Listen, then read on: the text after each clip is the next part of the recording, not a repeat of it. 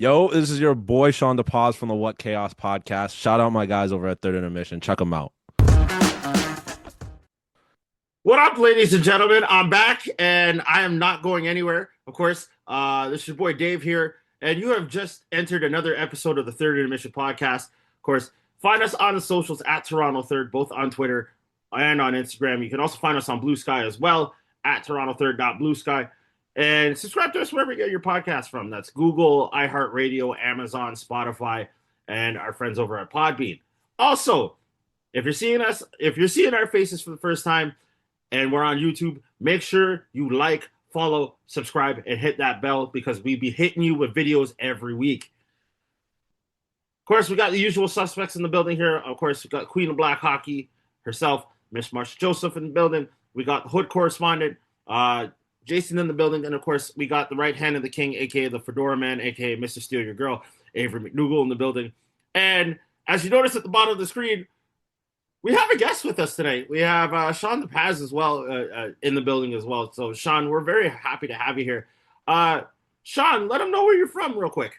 Yeah, I am a Buffalo boy, so I'm a big Buffalo Sabres fan, producer of the What Chaos podcast. So it's been a good time, been a busy time, but it's been a good time in the Saberhood recently. That's actually a bar. The good time in the Saberhood. I love it. It has been. It's been a lot of fun. And you know what? Well deserved. Because Yes. I remember just a short 9, 10 years ago how miserable folks once were. Yeah, I it's just wish other people of the era could experience the greatness, but yeah, oh it's been well. a long time coming. That's for sure. I'm still a little upset that you guys dummied us back in '99, and I won't forgive it. But And not as you shouldn't. You should never forgive it. great. First things first, before you start the show, just want to check in with everybody real quick.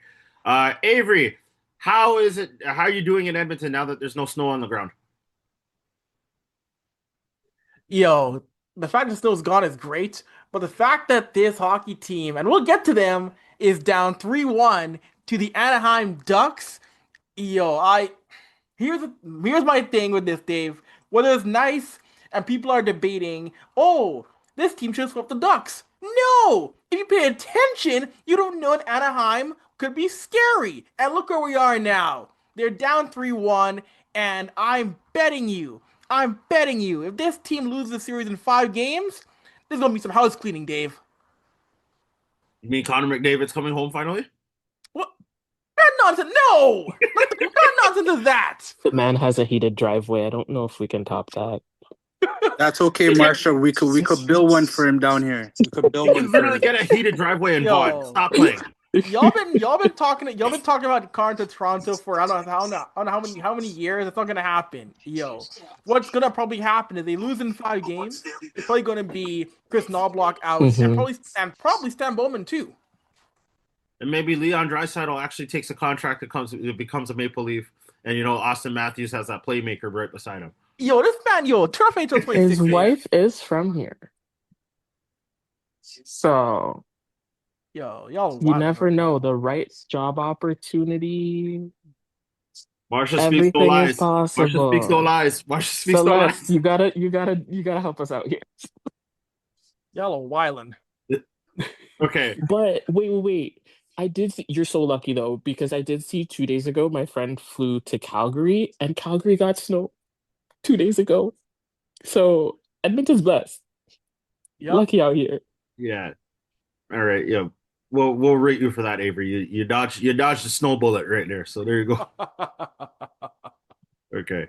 Jason, how you been, man? I haven't heard you in a hot minute. Yeah, I just been on the plantation, man. Just trying to pay bills and take care of the kids and stuff like that. You know how it goes, man. Another day, another dollar. Avery, McDavid is coming home. Okay, brother. I'm sorry to tell you this, bro. Edmonton is cooked. They're getting cooked by the Mighty Ducks of Anaheim right now. And I think that the best move that the Ducks made this season during the trade deadline was getting John Carlson, because he's able to groom these younger kids, the Mason McTavishes, the Carlsons, those guys. And then they They added a couple of studs as well. You know what I mean? So they're pushing they're pushing Edmonton, bro. Edmonton is getting pushed right now, and I think they're gonna get pushed all the way to the plane back to Edmonton, brother. I'm sorry. And then after that, as the Maple Leafs are like clearing cap space, McDavid is coming home, bro. Whether you like it or not. And that's just the bottom line, bro. Yo, Of course, McDavid is it's a coming good though. home. Real thing. And my brother over there in Buffalo, nice to meet you. I'm happy for the Sabres, to tell you the honest truth, because like Marshall was saying earlier, you guys went through like pain, bro. Like I thought this year for the Maple Leafs was pain, but that doesn't compare to what you went through. So enjoy this ride right now. It's really fun times. I personally hope you guys play Philly next round, or you guys meet Philly along the lines, because I think that for the game of hockey would be very entertaining. Yeah, I gotta agree with you. I'd love to see Philly. I really just want Philly to knock out Pittsburgh. Like to see Montreal. If we can, I'd like to see Montreal and Philly on the way to the Cup. That would be pretty fun. But yeah, I appreciate the kind words. It is, like I said, a very long time coming. It's been a lot of suffering. Unfortunately, I don't have a whole lot of sympathy. It's kind of a one-way street as far as the Leafs go. I kind of enjoy seeing the Leafs struggle a little bit this year. This guy, I think Had we quite all a do bit it of guy. fun this with point, man. it. And like, yo, this To be guy. honest. dead ass. I think we all do at this point because like it's It's well okay. deserved that like this team really needs a reality check. It's in your nature. I have to enjoy it a little bit. You know, Cool. it's still the suffering, at least to this extent for the Leafs, is still new. So talk to Yeah. me in a decade like the Sabres. And if you're still suffering like that, then maybe I'll have a little bit of sympathy, but it's not. I'm struggling to find it right now. Fair enough. All right, so Sean, here's how it works. Whenever we have a guest on the air, like we'll ask you a whole bunch of questions, and just we want you to be as real as you possibly can. Like you put your own seasoning on things. Just be yourself, have some fun here, and then at the end of it all, we have a little bit of a speed round where we'll just ask you some professional questions, some out of pocket questions, but it's all in good fun. So, Sounds good. you ready to have a good time? Yes, sir. Always. All right, perfect. So, in this particular case, since we did have a lot that we wanted to talk about today, we're actually going to bring you into the debate just because, or I guess just bring you into the panel tonight because, obviously we want to talk about the first round. And of course, your team happens to be in the first round. So, Yeah. Sounds good to me. all right, perfect. So, I'm going to throw this question to all y'all right now. Considering the fact that we have had essentially two sweeps in the first round, well, let me rephrase that. The conference quarterfinals because Bunda's first round nonsense. Like, how are we feeling right now? Did Ottawa just basically crap the bed at this point? Did the Kings just run out of gas for Kopitar? Are the Oilers basically turning into coconut oil? Like, how are we feeling here? Avery, let's start with you because I know you want to talk about Dedmonton and basically them being turned into I guess bottles of vegetable oil come tomorrow. First of all, yo, you see this, Sean? You think what I got to go through every week? Coming from Leafs fans too, that's got to be a tough pill to swallow. Oh, you know what? Look, Hey, we throw it at him every week, so don't get it twisted. Rightfully so.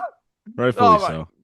yeah. Anyway, we'll get to my relationship with what chaos in a minute here, but but yeah, no, this first round it has been first of all seeing Ottawa crash out. First of all, has been like wow, that's a team in which I think Brady Tkachuk is gone. I personally think Brady Tkachuk is somewhere else come next year, be it Florida with his brother, be it a Vegas, be it in LA. I think that team needs a reset in terms of what's going to get for Brady. Because you trade Brady Tkachuk right now, you can get a lot back for a team that still has a lot of good pieces there. So I had hopes for Ottawa this year, but time for a reset. When it comes to the Kings and Avalanche, the Kings, it would have been funny to see the Kings surprise at Colorado, but that wasn't happening. They had their chances in game one and game two, but Colorado right now, they're figuring it out fully because the past few years, Colorado just couldn't get out of second gear. They lose in the second round. We never got the Avalanche that was that real juggernaut getting past round two. Now they might do it. Now they might get to a cup final once again for the first time since 2022. That's a scary hockey team when they're going with Makar, with McKinnon, with Landeskog, with everybody else flowing right, that Kings team didn't have a chance in my mind. And then you look at Dallas and the Wild. That's a fascinating series to me. That personally to me looks like the most even series of the Western Conference so far. And you know what? It wouldn't shock me if finally Minnesota gets over that hump and finds a way to get out of the first round because they've not gone past the first round in what felt like 85 years. The Wild show us they're good in the regular season. Kaprizov has a great year. Matt Boldy's had a good year, and too many times they fall in the first round.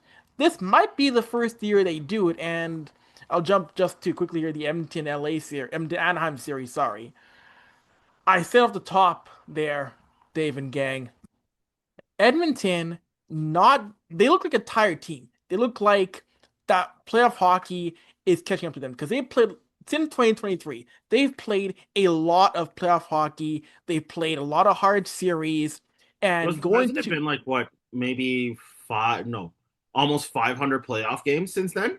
yeah, like they played a lot of hockey. If you want to go back all the way back to like the 2020 series against Chicago, they played a lot of hockey in the spring and summer. So it's catching up to them. But what I think has hurt them a lot is we've seen against Anaheim, Edmonton, they'll get a lead, they'll get a 2-0 lead, they'll get a 3-1 lead, and then sit back. They won't press on Anaheim when that young core, all they do is press. All they play is north-south hockey to challenge Edmonton defensively. And Edmonton isn't doing enough of that on a young Anaheim team that's playing loose. Those Ducks are there really with nothing, there's nothing to lose for them. What do they have to lose? It's their first year in the playoffs in 8 years. They're having fun. They're enjoying themselves. And you're seeing guys like Jeff Veal, like Jackson Lacombe, stepping up and finding ways to quiet down McDavid and Draisaitl and Hyman. And even M. Bouchard has had a tough series. So it's gonna be a real gut check time come game 5 for Edmonton. And again, if they go up in that game on Tuesday night at time is taping, if they go up and they're up 2-0 or 2-1, you cannot sit back any further. No, I fully agree. John, I want to get your insight real quick on how, I guess, how the atmosphere is for the whole Buffalo Boston series right now. Currently, you're up 3-1 against the Bruins, and honestly, I know it's a magical feeling right now. But like, how is the mindset going into Game 5?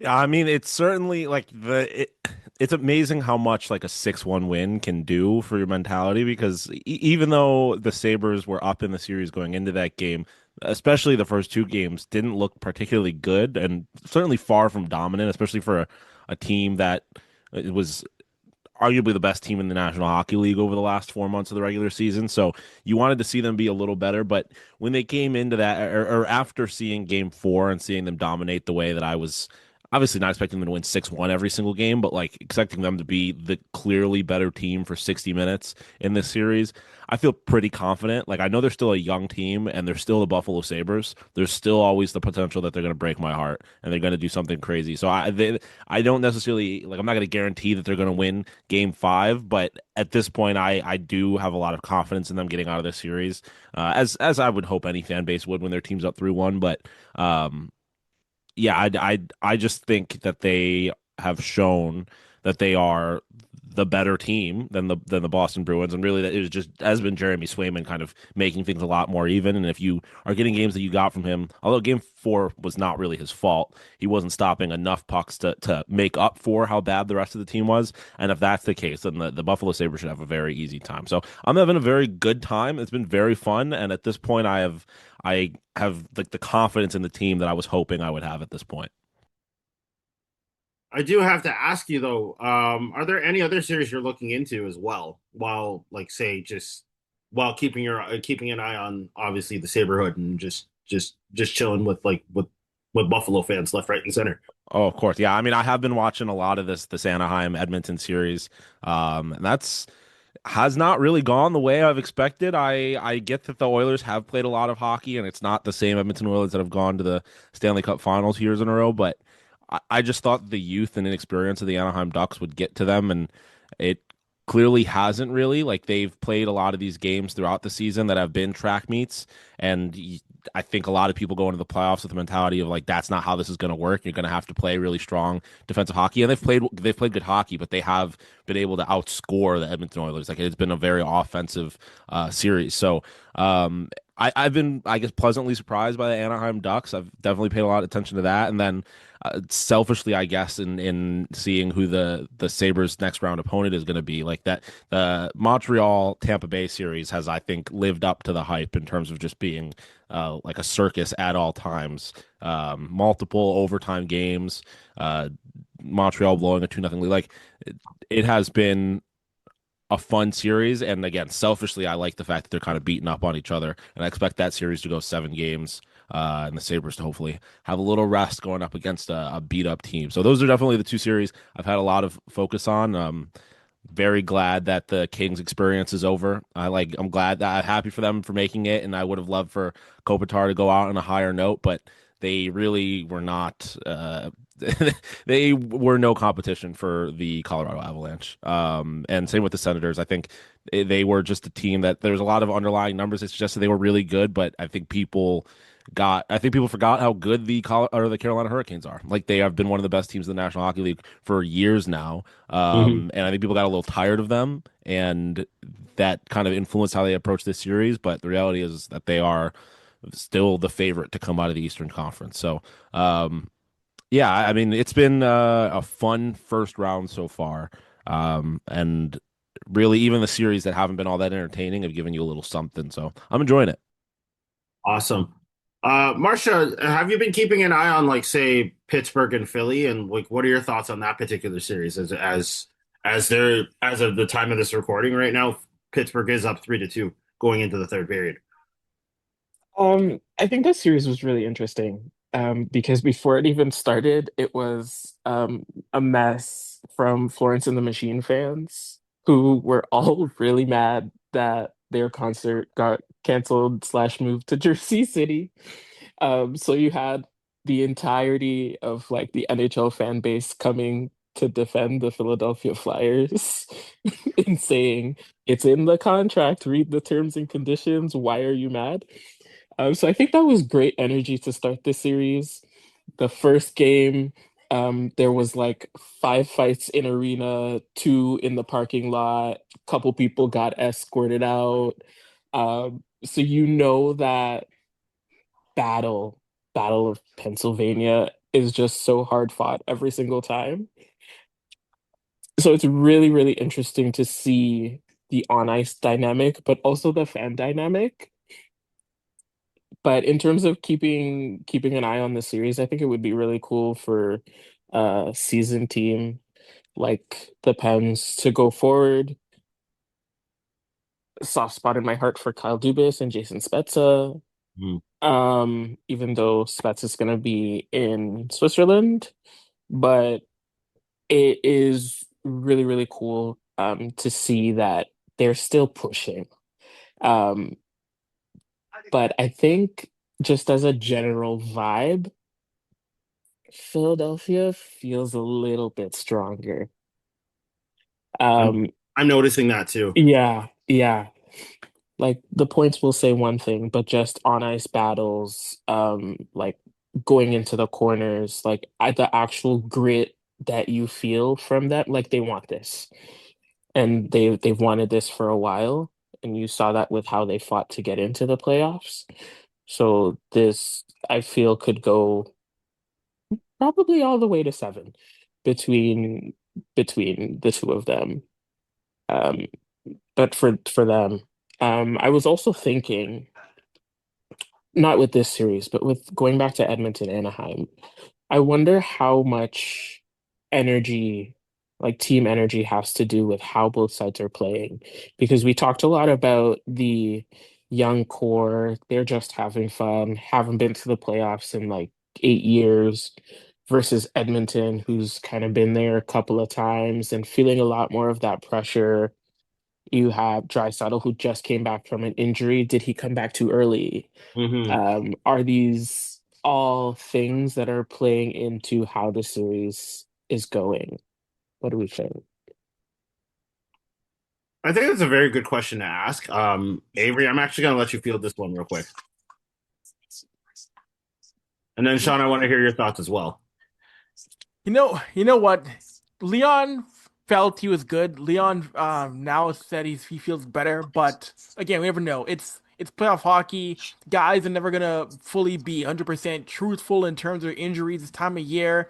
They always say, they're good, but we learn like a week later they had 18 broken bones and they're Yeah. and they're clinically dead for about 3 games. Like you Mhm. always learn about these guys never really fully healthy, but it might be impacting me a little bit though. Although it's funny because in game one he had two big assists in the game one victory, but that play has fallen off to an extent. So it's a fair question to ask Marsha because the players who have given Edmonton any bit of hope in this series have been ex Maple Leaf Kasperi Kapanen and guys Mhm. like Matt Savoy and Vasily Right. Podkolzin.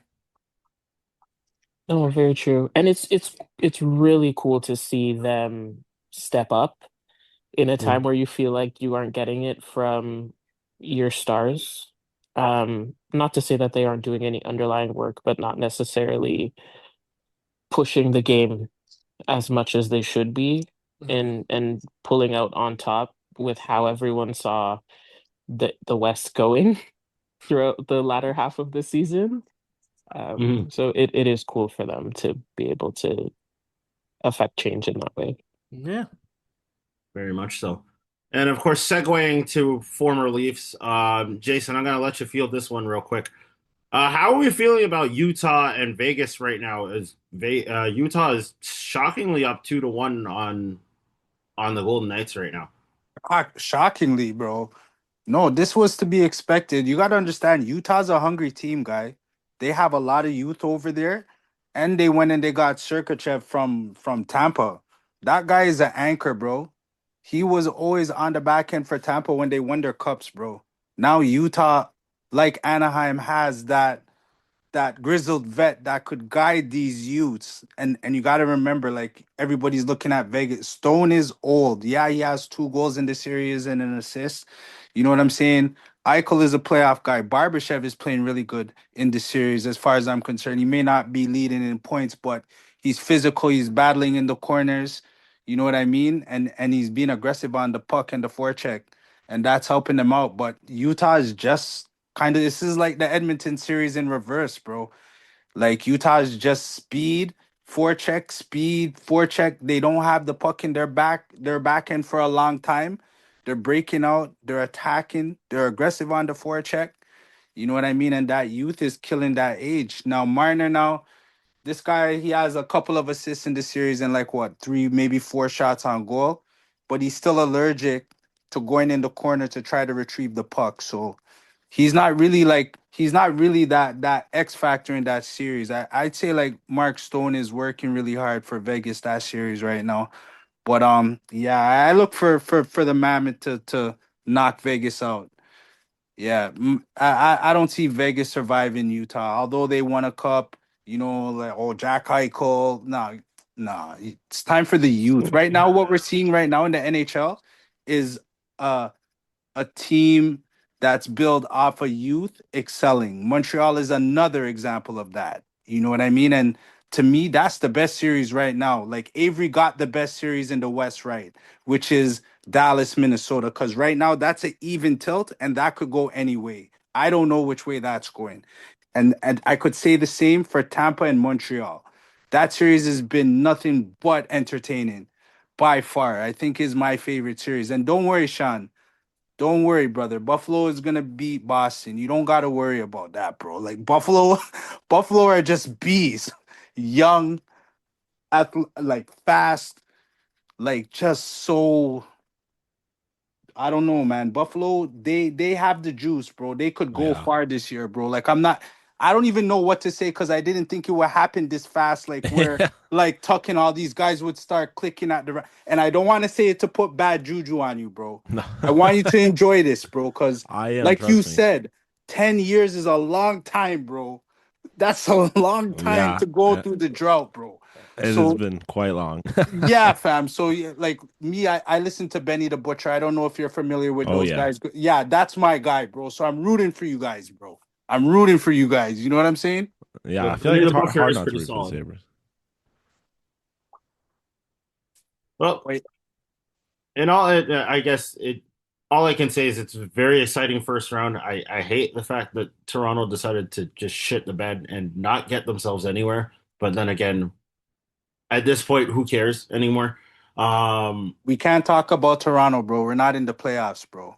We can't talk. listen, they We still can't need to talk catch about. strays, man. They No, no. needed to do what they had to do to give the Raptors the extra momentum required There to you Actually, beat go, Cleveland. Marshall. Well said. That's what Well had to said, happen. Marshall. Well said. real quick, Sean, you're not watching any of the NBA playoffs either, are you? Not really. I'm following kind of loosely, but most of my time has been taken up by hockey, unfortunately. Well, not unfortunately, but unfortunately for the part of me likes that I likes watching basketball. No, fair enough. I mean, again, still a question to ask, but like, would you ever consider keeping an eye on the Cleveland Toronto series just to help us out? You know, we obviously want a little American Raptor content, and we want the Americans to actually be able to see good basketball north of the border. Listen, I have a soft spot for the Toronto Raptors for sure. So I am rooting for your success, no doubt. That's solid. Obviously, we want to keep our eye on the Raptors as well. Of course, the only team, well, one of the only two teams in the Big Four to win a championship in on color television. So you know, it is what it is right now. Uh, Oh, My goodness. I'm sure someone had a color TV in 67. There had to be one person. I'd make a joke, but then the show would be done, and that's it. So I'm gonna control myself on this The one. 90s. The 90s. No, I'm saying like Unless you're no. I would have been saying like since segregation was ending around like the late '60s. brother. no, bro. No, bro. The Brother. man was behaving himself up until this point, bro. Yo, bro. Brother. Uh, John, I'm sorry you had to see that. That's crazy. No, no, I would no. apologize. You don't That's mean that tame. apology. That exactly. That That's was tame. tame. Oh my goodness. Oh well. All Hey, right, so go ahead. go ahead. Sorry. I can tell you. I was gonna say, yeah, Sean. I wanted to ask you, Sean. Of course, people know you work from. We did with All City, and now working with What Chaos, and yourself, Pete Blackburn, DJ Bean. That's become a phenomenal hockey talk show. It's been, for those who don't know, tap it on their YouTube page. It has been one of the funniest sports shows, not just hockey, you can watch in the morning. What is meant to be a part of that show in which the chemistry between you three has been electric. You've had players on, you've had media on, you've had celebrities on. What's meant to see Sean, the growth of that show, just skyrocket from day one? Yeah, it's been very, very cool to be a part of. Like I've gotten to do a lot of really cool stuff and meet a lot of really cool people, and I feel very fortunate for it. And I think we get to, uh, talk about a different side of hockey. Like we talk about, I think, a lot of the stuff that like your traditional hockey media or the more famous hockey podcasts like don't like territories they don't really get into, and we just like to have fun with it and make it show that like hockey's for everyone, obviously, in like the demographic sense, but also like for people that just care about different parts of this world. Like we love talking about jerseys, and like we obviously got really into heated rivalry, like the cultural parts of hockey that I think gotta get left out by the league and by a lot of the people that cover the league. Has been a lot of what we've focused on. So it's been really cool to be that part of that and to see that like there is definitely a market and a desire for like hockey to be more than what I think it is traditionally projected as.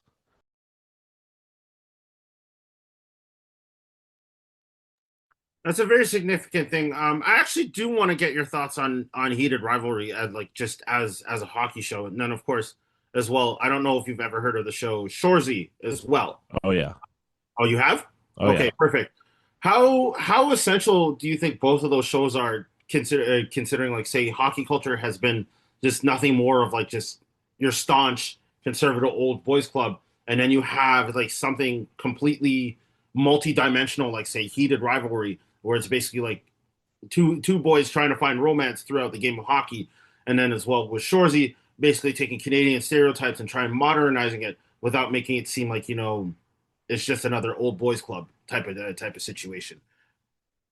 Yeah, I mean, I think like Shorzy, I think is fascinating because Shorzy and like even going back to Letterkenny, I think are really interesting because I think they kind of they like almost trick people. Like they kind of sneak in kind of like a slightly modified version of like the traditional hockey culture that is a little more like accepting and less like hyper masculine that I Yeah. think is really fun. And then obviously heated rivalry, like I think that just has shown that like there are so many people who like want to love hockey and want to love the sport and interact with it in like their own way, and it kind of like kicked the door down in a way where like I think there's a lot of gatekeeping in like really any sport but hockey in particular from that like old guard, and it like heated rivalry was so successful that it forced people, like it forced Gary Bettman to acknowledge it, it forced teams to acknowledge it and acknowledge that fan base, and I think it was like obviously really impactful. I think it's a testament to like how good the show is just like in a vacuum. It's a terrific piece of like modern media. And it like yeah, like I said, I think it just really forced people to have conversations that like they were avoiding having for a very long time. And I think that is good. Obviously like and yeah, I just think it's good to show to give people who have largely been left out of the hockey world, to give like for them to have something to be able to interact with the sport in a way that they want to. So it's been like it's been awesome to see kind of like the post heated rivalry world, like post heated rivalry hockey world, and how there's been so many fans that have clearly just been waiting to be invited into the party. And I think, like I said, they kind of forced their way into the party at this point. Now there's no turning back, and I think it's a good thing. Speaking of which, considering that, of course, hockey hasn't been great to people that look like myself, yourself, Marsha, Avery, and Jason, has there been a heavy African American contingent within the Sabres community as well? Or is there still a little gatekeeping, at least on that front? I mean, there's obvious, like definitely a little gatekeeping, but I think the thing that's really interesting about Buffalo is that, like, regardless of where you're from in the city, like, people really, really rally behind things that like represent the city to the outside world. And I think when you have a team, whether it's the Sabres or the Bills or even our lacrosse team, the Bandits, like when you have a pro sports team that's going out of town and repping Buffalo across their chest, and it's especially when they're successful in doing it, like people from everywhere in the city kind of rally behind that. So I think like you go to a Sabres game, obviously you go to any National Hockey League game, it's going to be predominantly like white dudes. But I think there is like I think that like it's very anecdotal. I don't really know. I don't have statistics to back it up, but I feel like the black community in Buffalo rallies and supports the hockey team in a way that would be rare in a lot of cities. And I think it's really just because of how Buffalo is kind of set up. So that part is really cool. But yeah, I mean, I think there's still plenty of progress to be made. There's no doubt about that. No, that's a great answer, man, and I appreciate you saying that. And hopefully down the line, I know like there are a lot of programs that we have up here that we've seen a lot of American families come up and I guess participate in. We would like to see a Buffalo contingent at some point because like obviously, you know, we want the kids to succeed and we want to be able to like say have like say different pockets of Americana literally coming up and saying like, okay, you know what? I may be African American, but I want to be like the next LeBron James of hockey. I want to be the Michael Jordan of hockey. I want to be whatever, right? I want to be able to foster something like that and have something significant here. And of course, Buffalo is also a great city to have that. So I mean, who knows? Like, could you ever do a minor hockey camp one day? Yeah, I mean, I definitely think there would be a market for it in the city. Like, I think, I mean, I guess not to get too big picture, but I think it's been so clear, like throughout the history of sports, whenever like the color barrier is broken, that like it, it's really only access that's preventing people of color and people from marginalized communities from succeeding in literally anything that they do. And so like yeah, I think once you get to a point like where you have this access for these marginalized communities, like it's only going to raise the tide in terms of like the competition that other that like even like the white kids, the traditional market kids are facing. And like obviously when you look at the history of hockey and the way the style of hockey is played, that's so heavily influenced by black players. Like the way that would change the game and the way that the game is played just by having more people having access to it, like I think would be so good for the sport. So like in terms of Buffalo in particular, I absolutely think there's a market, and I think it is uniquely positioned to like have people that kind of already have like an emotional connection to hockey, even if they've never played it and aren't even really watching games. Like it is so omnipresent in the city of Buffalo that it's kind of hard to ignore. That I could certainly see Buffalo kind of being a place where uh, like yeah, where black hockey could thrive. Amazing. I mean, I know Western New York is traditionally, and let's be honest, they're traditionally Republican, but obviously with the current climate of things within the United States, I think it would be nice to have a little bit more of, say, a changing of the guard in the demographic and the political let me rephrase that. The socio-political demographic, but also at the same point in time when it comes to, I guess, engineering the socioeconomic challenges of like having hockey within like say a Rochester or a Syracuse or a Buffalo, and having say a huge contingent of like say Latin kids or African American kids playing hockey. You know, it'd be nice to have those systems in place rather than just essentially say like, oh, okay, you need to have a rich white friend in order to be able to play hockey in this situation.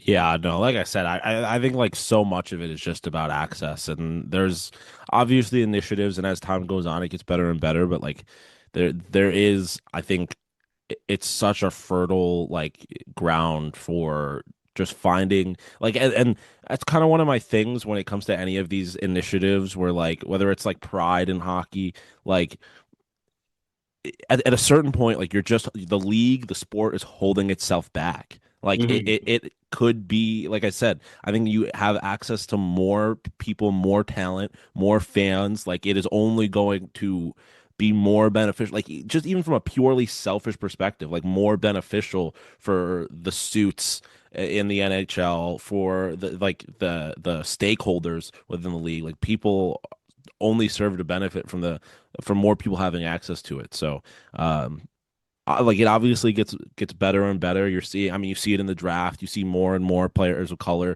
getting drafted higher and higher in the draft. And so it's clear that progress is being made, but it's also clear that there's plenty more to be made. Awesome.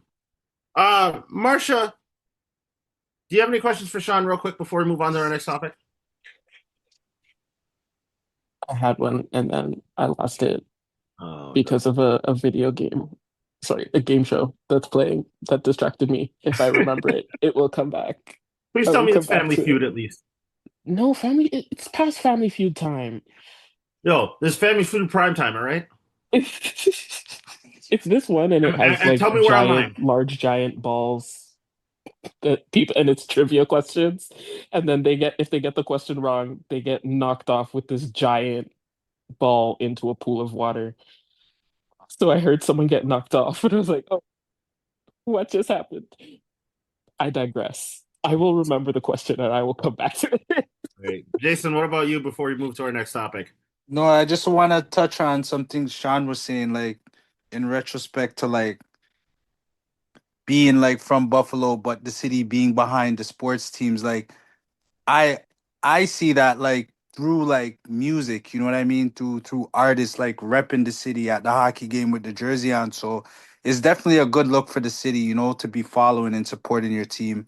Also like with the whole inclusiveness in hockey and seeing more black people, yeah, I think you're on the right trajectory with that statement because you know what I'm saying? Like it's a beautiful thing seeing like more like different races get drafted higher and higher and higher in the draft, right? And that's going to definitely encourage the kids, you know what I mean? to want to be involved and want to play and want to be like them. You know what I'm saying? So yeah, no, definitely. I appreciate what you're saying right now on the pod. You know what I'm saying? And I just want to wish you the most success and just keep pushing hard and go Sabres. Appreciate you. Go Sabres. All right, let's move on to our next topic real quick. Of course, the in keeping up with the playoff traditions, the Scepters have now accepted that they're an official Toronto team, as they have basically bottomed out of the playoffs, and the Ottawa Charge has taken the last spot in the Walter Cup playoff bracket.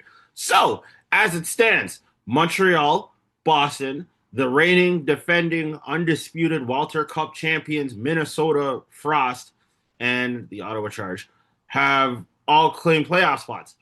And as a result of certain things happening, Vancouver has accumulated the most points, so they will be selecting first in the 2026 P-Dub draft. Uh, I'm gonna throw this question to all of you right now, and Shawn, you're more than welcome to jump in on this. How excited are we for this current version of the Walter Cup playoffs? Because I know Minnesota's looking to do a three-peat. Meanwhile, Montreal and Boston have had, and no pun intended, a heated rivalry of their own, and it's kind of extended into women's hockey. But also at the same point in time, Ottawa has a chance to do some damage for the first time in like 3 years of this league. So, Avery, Marsha, I'm going to throw this to either of you first. Go right ahead. Yeah, no, it's been fun. I'm excited for the playoffs because I'm excited to see what Boston can do because that Boston Fleet team looks scary with Aaron Frankel again staying strong in net. She's been a force in net for that team, and also for the USA as well. Watching her play in rivalry series, watching her play in the Takeover Tour games, she is by far the best goalie right now in women's hockey. So to see what she can do in the postseason will be fun. I think Boston, to me, is the biggest threat to a Minnesota three-peat in the league. Yeah, I agree. I was gonna highlight Frankel as well. Literally stands on her head like every single game. And it is absurd how there hasn't been more eyes and more recognition on her and what she has been able to do throughout this season. I mean, I think the Olympics definitely helped with that, but coming back to the P Dub, it's like people are finally starting to realize, oh, she's pretty damn good goalie. Um, but in terms of the playoffs as a whole, like Minnesota needs to crash and burn, ready for that to finally happen. Um, Super excited that Ottawa is taking over CTC, even though I'm very interested to see how that's going to go in terms of like travel wise. But I think this is supposed to be the test because they might be moving there by the time next season rolls around. But it will be cool to see them hopefully start to sell that out. I'm not sure if they've considered opening up the upper bowl to ticket sales for the playoffs, but if they don't, I don't know why. They really should. People love the charge in Ottawa. Um, and Montreal, MPP. Like just give her the cup. Just give her the cup. Shawn, how are we feeling about the P-Dub playoffs, or have you been able to catch a game at all this season? Yeah, I've watched a little bit of it. I watched Ottawa drub Toronto to clinch that final playoff spot. I mean, I know that I know that Minnesota is Minnesota and they're trying to go for the 3P. I just feel like if it's not uh if I just feel like they're gonna run into a hot goalie, whether it's Davian or Frankel. Like there's the goaltending that they're going to have to go through to get a third Walter Cup is so staunch that I have a hard time believing that they're going to be able to do it, even with like the top end talent that they have. So yeah, and then you add like the veterans, the experienced veterans that are on either Boston uh or Montreal. Like I have a hard time believing it's not going to be one of those teams. And like yeah, I don't know. I think Ottawa might be a little bit. It might be a little bit of a like thanks for coming. We needed a fourth team. But I think I think Boston's the team to beat. Obviously, they're the top seed in the tournament. But like I thought like I said, I Montreal think was. or is it Montreal? Is it They were going back and forth for quite a while. I don't know what the standings ended up being, but I can double check. I guess either way, I like ultimately those two goaltenders are going to be have just been the two best goaltenders all year. So like I have a hard time believing that's going to end. And even if it ends for one of them, I doubt it's going to end for both of them, and that's going to be a very tough path to go through. So, I feel like it's going to either be Dabian or Frankel that are just the best player of these playoffs. Jason, what about you? Well, I think Minnesota's probably gonna win again, bro. They always win. Look, this isn't some Brock Lesnar type of situation where it's just like, like even though sorry, that's a horrible segue considering Brock Lesnar's from Minnesota and himself. But in any event, like I said, this isn't some Brock Lesnar situation where you could just F5 your way through the playoffs and then next thing you know, bam, there you go, third cup in a row, basically at the expense of black people. But in any event, Avery, don't look at me like that. All right, come on, you know this is true. Hey, we saw Obafemi correct that at WrestleMania. Yes, He yes, we disciplined did. him still. He disciplined him. Yeah, man Man, got them get disciplined. squashed and come struck down the ring Got one disciplined. time. One time. Yo, I'm telling you, man, 2019 was avenged. Bobby Lashley was avenged. Big E was avenged. We don't claim The Rock anymore, but that's it. What do you mean we don't clean the Oh, rock? I What do you don't mean know by about that? that Wait, part. what do you mean? What do you Yo, mean? you're What do you gone mean by too that? What do far you mean by now. that? He's an Rude boy. interesting. I mean, Wait. wrestling The Rock, sure. Real person The Rock, I don't know. Yo, I you're got- gone I- too far, bro. I got no beef with Dwayne. I don't know what beef you got with Dwayne, though, Dave. Listen, okay? That bald fraud with the midlife crisis right now out here. Yo, this guy, bro. This guy, yo. Yeah. Bald fraud with the midlife crisis. That could be a lot of people. Again, these are the thoughts of Dave Barnett and Dave Barnett alone. You had to say that, huh, Avery? He says that at least once an episode. Holy smokes. Again, Sean, I'm sorry. No, I'm loving it. Nothing to apologize for. All right, fair enough. Predictions real quick. It has been confirmed that Boston is the top seed. We don't know who they picked first. I know they're picking their opponent within the next. Yeah, Montreal. They picked Montreal? Yeah. Shocking. Okay, interesting. So Ottawa and Minnesota, I guess in round one, wasn't that the final last year? Mm-hmm. Oh, I think Ottawa's playing Boston and Minnesota's playing Montreal. Oh my God! Hang on. Sean knows ball. Sean definitely knows Yeah, ball. you're right. Yeah, Minnesota Montreal. Yeah, see, good thing we're not live. The power of editing. Yes, you're right. Minnesota Montreal. Nah, I'm excited for that. So, of course,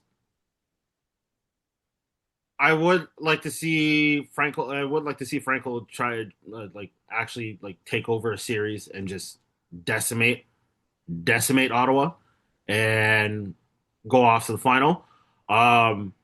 Marie-Philippe Poulin obviously does need a Walter Cup to her name, and I feel like it's blasphemous as this sounds.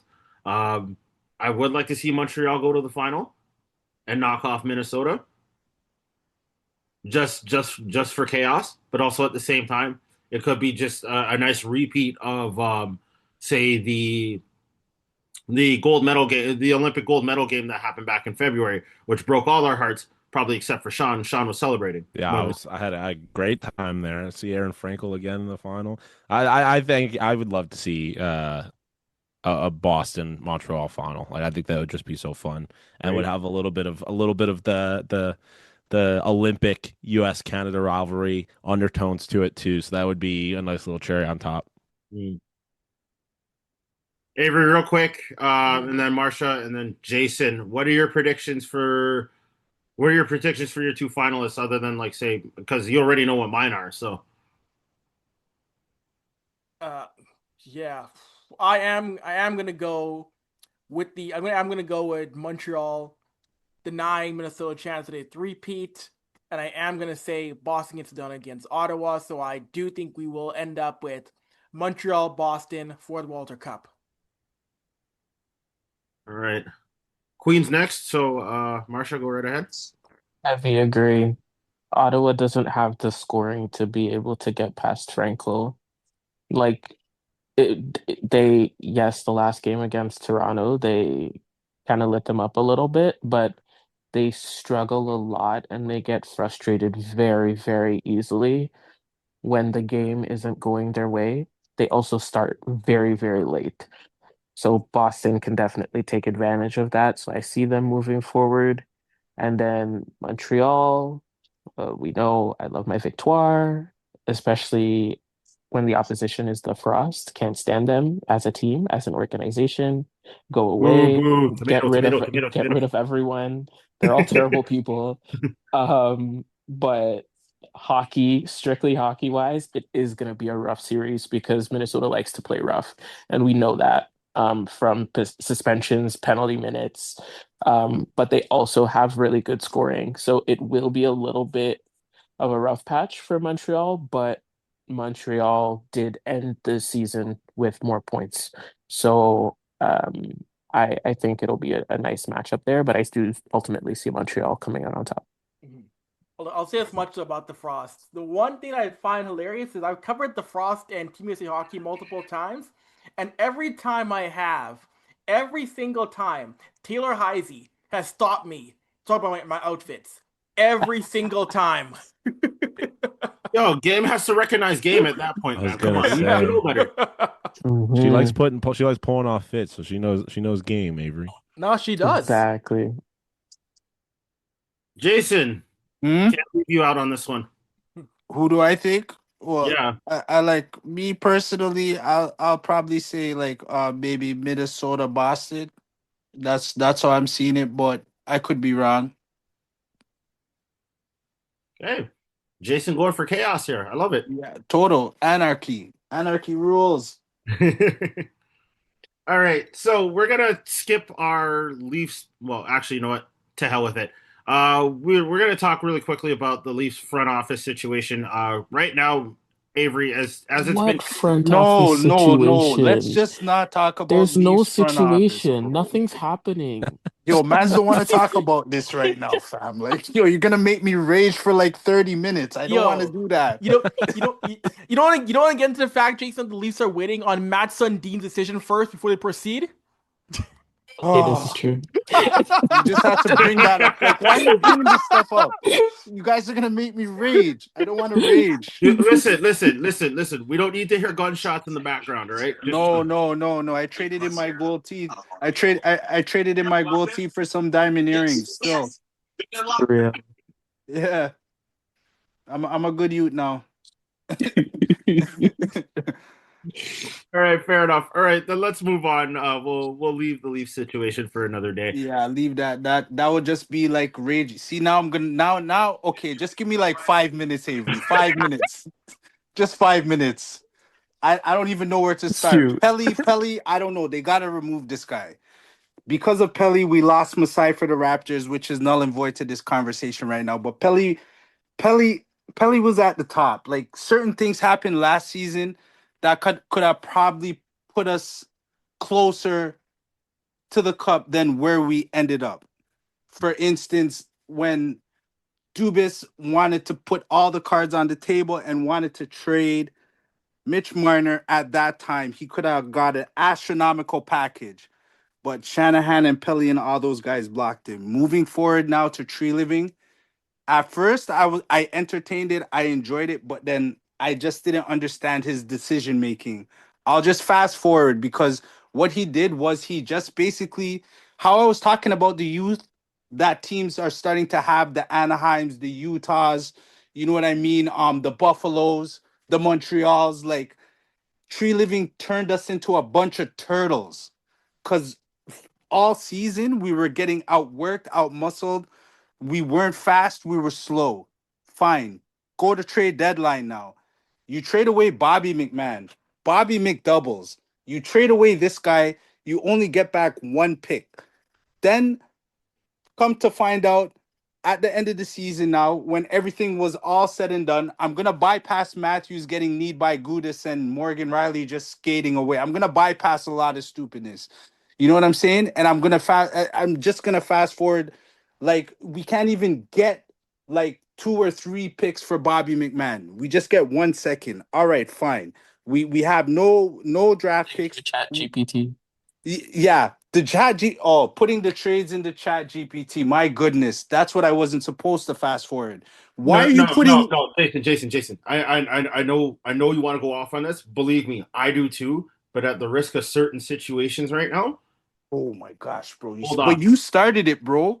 I know I did, but I'm gonna ask you to hold off on that because again, I got some nukes I want to drop in this situation, and I want to save that for another episode. You feel me? All right, all right. I'll Okay. stop. Okay. Thank you. Because like your boy's trying to hit 15 years, get some free tickets, and then wants to drop that nuclear bomb. But like, yo, honestly, I still want to drop at least a tiny one time. But I'm gonna save that for the next episode. I promise. We'll go off. Okay. All right. All right. Blessed. So, Shawn, as you've heard the craziness right now, like I said, we're gonna go to our speed round real quick as we try to wrap things up. Like I said, some professional, some out of pocket. So, of course, are you ready? Always. All right. First things first, and I'm gonna start out of pocket. Start out of pocket here. If Atlanta had an NHL team, do you think that Waffle House would be the prime sponsor for this team? That or Magic City, one of the two. It's got to be something. It's Said got to be Magic something City. Atlanta. Hey, he's right though. No, I agree. I agree. All right, Avery, go please. Between you, Pete, and DJ, who would win in a slapbox tournament? Slapbox. I Yeah. mean, Pete's probably the strongest, but I have the longest arms, so it's gonna be the one of the two of us. I, I think I'll give myself that. I think I get the leverage. I've watched a couple of the slap fights, Dana White slap fights. I think it's the most ridiculous thing ever, but I've watched a couple of them, so I know the strat a little bit. So I'll give my. I don't think they're big combat sports guys, so I like to think that I could throw these long arms around.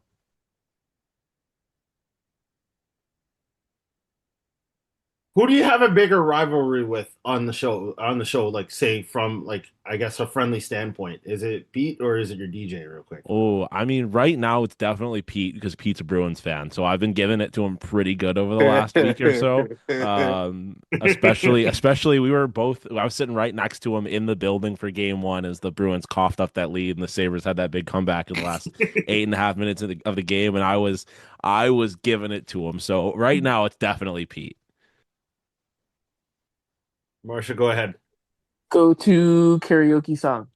Oh, last time I did karaoke, I did a Paramore song. Yes. I think I just did "Ain't It Fun," but honestly, I might throw in like a little like Darius Rucker version of "Wagon Wheel." That one gets me Ooh. going every time. I don't know. I haven't done a whole lot of karaoke though, so it's hard to know. It depends on the vibe. Yeah. Okay, Yeah. to be fair, I did "Fly Like an Eagle" by Seal last year, and that was the first time I've done There you karaoke. But like, it's funny when like random white people come up to you and be like, "Oh, which version did you do?" I'm like, "Of course I did the one with flavor in it. What's wrong with go. you?" Jason, go ahead. Who's your favorite Saber right now? Oh, right now, Right now, and then all time. okay, right now probably Noah Ostlund. Just young kid, and he was out for the first 2 games, I think, and then he came back. It was awesome. So I really rock with him right now. All time, Uh, I mean, I loved Maxim Afinogenov. He was really electric. And then as a kid, I guess to bring it on topic a little bit, like Mike Greer was the only hockey player that looked like me a little bit. So I always kind of gravitated towards, at least on the Sabres. So I always gravitated towards him a little bit. I always liked speed and flash and players who looked like me. So Afinogenov and Mike Greer were definitely two of the big guys as I was growing up. Who was your favorite black hockey player of all time? Jerome McGinley. He was my favorite hockey player growing up. That especially like if we're discounting Sabres, like Jerome McGinley was absolutely my guy. I rocked with him so heavy. And then yeah, I mean Mike Greer too, but that was just because he was a Sabre. Who has the better shoe game on the show? You, Pete, or Probably, I mean, probably me. The problem is that I've been poor for a while, so I definitely know more about I shoes. love it. I love it. I think Pete probably has the most shoes. Um, I don't know. Maybe once we get next deal, I'll probably have the best shoe game. But as of right now, I'll give it to Pete. okay? So what kicks are you currently rocking right now?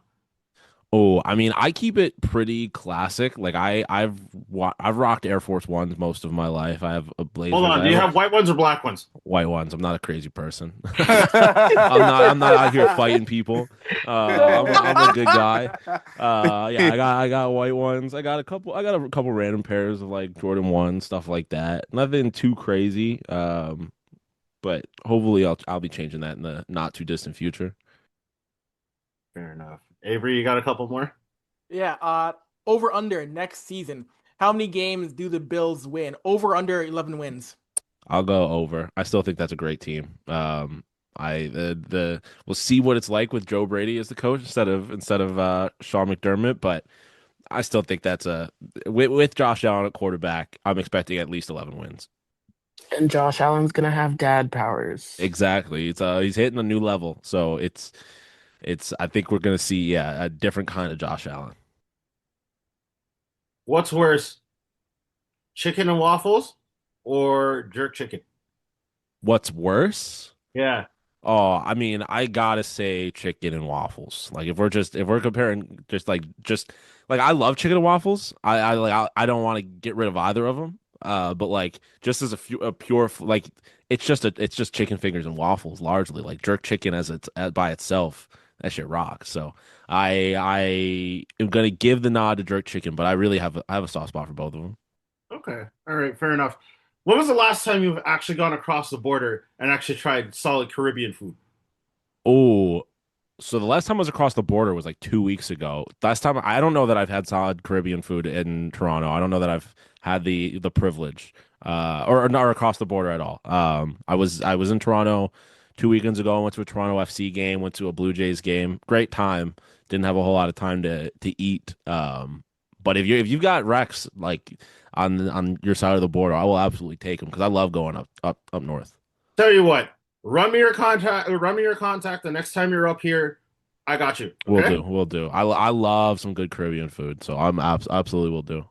Next, I take him to Sunrise, and he'd be like, "What is Brother. You can't No. even take the man there, bro. What kind of No, foolishness no is that, sunrise, no chubby. bro? Man said Obviously not. sunrise, Obviously Marshall. not. I'm not going to do The that man, to him. yo, I'm not Dave, going to do that to him. Dave, Okay, you're a come on. wicked man. You want to make He the didn't even man's say belly main running, track. He bro. said sunrise. He'll never come Dave, back north again. yo, You Dave, know? No. can't No, do I that, do know bro. some solid spots. I do know some solid spots. Yo, man said sunrise, bro. You're Yo, gonna get the man sick. No, I know. I've been in Toronto too often to know you guys are setting him up for some foolishness. no, I know. Exactly. No. Remember Here's the thing.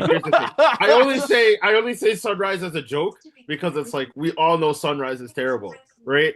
And I don't want to ruin his experience because, like, obviously, Avery, we went to a solid spot. Yeah, like, we did. a few years ago. I don't know if it's still standing, but if it is still standing, like, yo, trust me, like you're gonna love it. I mean, it I might be believe. like in a little bit of a hipster part of Toronto, but I think you'll be okay. I don't know if you're into white women, but like yo, there's This guy is just unhinged. The man is unhinged. This guy didn't want me to rant, but this guy is unhinged. This guy is unhinged, bro. Yo, what is wrong with you? Dora came out. Marsha. Yeah, we're clipping that. Yeah, we're clipping that for YouTube Shorts. Yo. Yo. Yo, this man said, Where's yo, this rest and I quote, I don't know if you're into white women. Yo, dude, what's the matter with you? Yo. Listen, I'll go anywhere for good food. I'll say that. that. Yo, Dave. Just- Yo, I can't, bro. I can't. Oh, Holy I'm smokes. sorry. It's therapeutic to have a really good laugh. Sometimes, like, this guy. Yo. anyway, Sean, thank you very much for putting up with that. I'm so sorry. Yo, this guy. You're good. Yo, Dave. I can't, brother.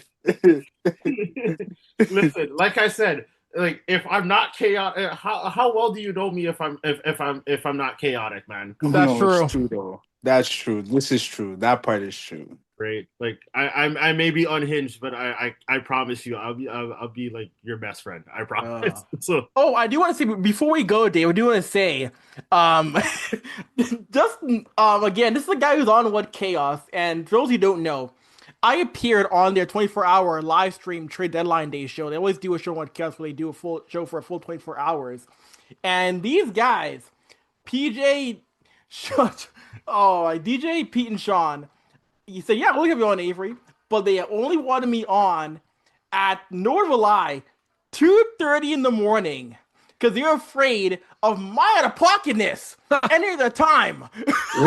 Well, listen, you yeah, also that's did. right. You did tell us that you were up late, and we have a full 24 hours to fill. So That's I true. figured, what better time to introduce the people than in the craziest hours of the show? So it all worked out perfectly. But we were very That happy is to have true. you on, Avery. Thank you, John. And your audience enjoyed my intro of me trying to go full Sabu, pulling a towel off my head, or sorry, full Taz. I figure, you know what? Let me go outrageous. Let me be out silly. It's 12:30 Mountain Time. Let me be absurd with my entrance. Fits the Why vibe of not? the 24-hour stream. Yo, you see, these are the things that Avery likes to hide from us because he has to be the professional one on the show. And then when he's on the next show, it's like this man's like coming out Michael Jackson jacket, saying some out of pocket stuff like left, right, and center, and yet we're hearing it from Julian or somebody else that basically knows this man, and yet still I'm the one that's crazy. Like my guy, what's going on That's just here? the way the wind blows, Dave. I don't know what to tell you. Listen, the wind is about to slap the fedora off of Avery's head one time. Like, yo, This guy. Nah, but you can't lie though. This guy has a sick fedora game though, bro. yes, he does. Yes, he does. Top tier. 100%. Yes. Too bad. One doesn't have a Stanley Cup pin on it though. Oh boy. Hey, what do you have, Dave? Yeah, cause Dave, we can't even Receding talk hairline right and now, white hair bro. on my face. All right. Yo, we have no room to talk right now, bro. Of course Because we the have no room. Sabres, the Actually, Sabres wait, and the Oilers are. wait. Let me rephrase that. I have a Larry O'Brien pin on my hat still. A Larry Yeah. O'Brien pin. And whatever the Argos CFL Or a Grey Cup? trophy and Grey Cup? Yeah, there we go. why did I forget that? World Like Series. whatever color it is, Honestly, And then were you with them for TFC? I was actually. I Yeah, still have my ring to prove it. PFC, yeah. yeah. So you got a couple. Don't say you got nothing. I Yeah. didn't say I had nothing. Like, I mean, That's no listen, Stanley okay. Cup. That's an old hunk of metal, anyways. Listen, okay. If Darren were on the show, Darren would be out here like Michael Jordan showing off. I his know. still. That's right. Like, here's the thing. I think between Darren, myself, and Marsha, maybe there's at least 10, if not 11 championship rings on this podcast alone. So Me by You're in extension, great company because right it's in the house. anyways, Sean, have you enjoyed your time with us? This has been a blast, of course. I'm so appreciative of you guys having me on. Of course, man. Like, hey, listen, I know obviously hockey loyalties aside, we'd love to have you back on the podcast, man. Anytime, and it's always fun talking hockey, especially with you guys. Like I said, this has been a blast.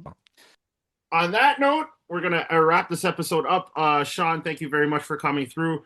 We won't tell Pete or we won't tell your other boy that you were the better of the three. So I'll keep that between us. Don't disrespect Pete and PJ. Let them be. Oh, my goodness. listen, Pete's a Bruins fan, all right? He's still catching it too. Anyways, Yeah. This is your boy Dave signing off on the Third Intermission podcast. Of course, like I said, follow us on the socials. Subscribe to us wherever you get your podcast from. And make sure you like, follow, subscribe, and hit that bell on YouTube. We'll be back next week with another episode. So until next time, as Jason would always say, drink your water, mind your business, and deuces.